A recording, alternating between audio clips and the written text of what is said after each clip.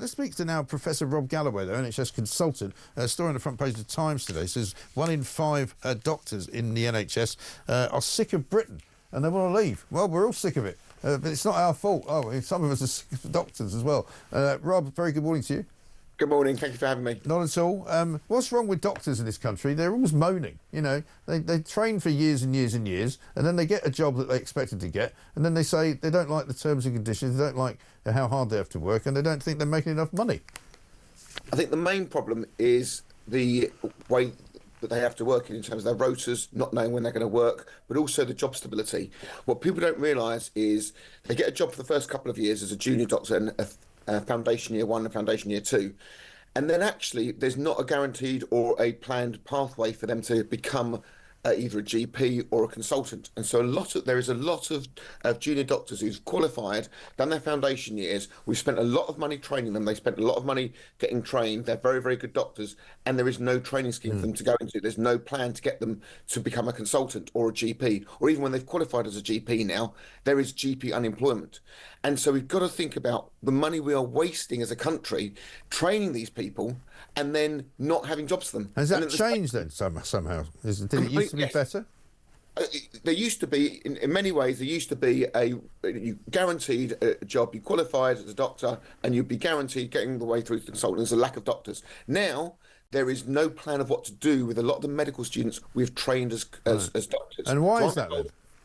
Very, very poor planning from people. The people like Health Education England have utterly let down the country in many ways. So we are investing so much in training these medical students. So I'm involved in a lot of training medical students and training the first couple of years.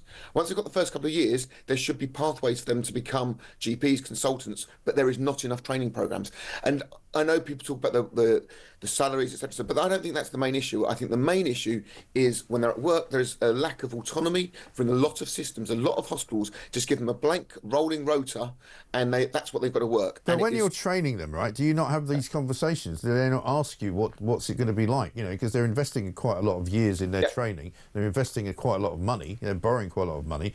I would imagine if that was me, I'd be asking, so how is this going to work then for me? What happens to me after the first 2 years? What happens after the first 5 years? You know, do they not ask those questions? Do they not know what it's like?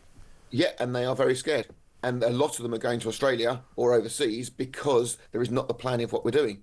And also, in the last few years, we've opened up this training market to doctors from everywhere. And so there's a lot of really good UK doctors who cannot get jobs. And it's, you know, that has changed when they started. But I thought we had a shortage of doctors, didn't we? That is incorrect now. So we don't have a shortage of doctors? What we've got is we've got a shortage of jobs for doctors. So we've invested ridiculous amount of monies in things like physicians' associates who are there to... But the government's always telling us we haven't got enough doctors, and that's why there's a strain on the number of doctors that are actually working, because if we had more doctors, they wouldn't be so strained. There is a strain on the number of doctors employed. So if you have a look, we've got GPs who are unemployed at the moment. It is a crazy health system where we're organising the training of junior doctors, and there is the doctors at the moment in the UK at junior level, but there is not the training schemes for them to go into. That is why so many of them are locuming or leaving the NHS or considering leaving, because they've not got that pathway to go on further in their career. So it's a guaranteed job for the first 2 years after they qualify, and then it's not. So who fixes this then? Who fixes it? It's a government issue. It's a government issue that they need to, they need to sit down and work out what do we do, how do we train the next generation of consultants? Because it takes, after medical school, 10 years roughly to become a consultant. So my training was 6 years of medical school, 10 years to become a consultant. And when I was training, there was a pathway. Now there is basically about 3 people applying for every training post to become a consultant or a GP. And even when they get there, there is unemployment. So we've got consultants who've trained up as A&E consultants who are struggling to get jobs now. We need to think... But yet you still need more doctors. So the whole system is kaput, really, by the sounds of it. What we're doing is we're training junior doctors, then they're leaving. Then we're employing doctors from overseas, where actually if we could retain our own doctors, it would be better.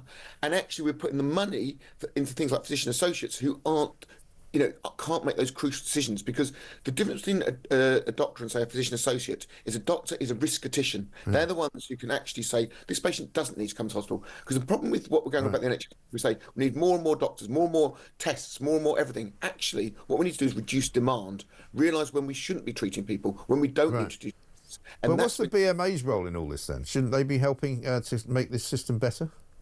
The BMA, that is for the government and the BMA to try and sort this out. The BMA ultimately is a trade union about pay. What we need is to look at the Royal Yeah, College. but they're always going on about conditions as well. They should be coming up with a pathway, if you want to call it that, for making it easier for doctors to get to the places you want them to get to. But I think the BMA also are an impediment here, aren't they? Because they don't want there to be too many doctors.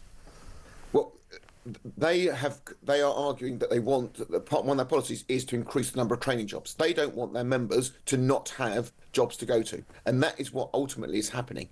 And not only there's not enough jobs for them to go to, when they do get jobs, it's so bad in many ways. The rotas are really badly organised. You've got junior doctors trying to get leave for their weddings and told no, it's impossible, or you've got to ask us again in 6 months' time because that's when their rotation starts. The whole thing's an absolute mess. I mean, you think doctors are supposed to be intelligent people. You sort it out. It should be able to be done. Professor Rob Galloway, thank you very much indeed. We've got to run.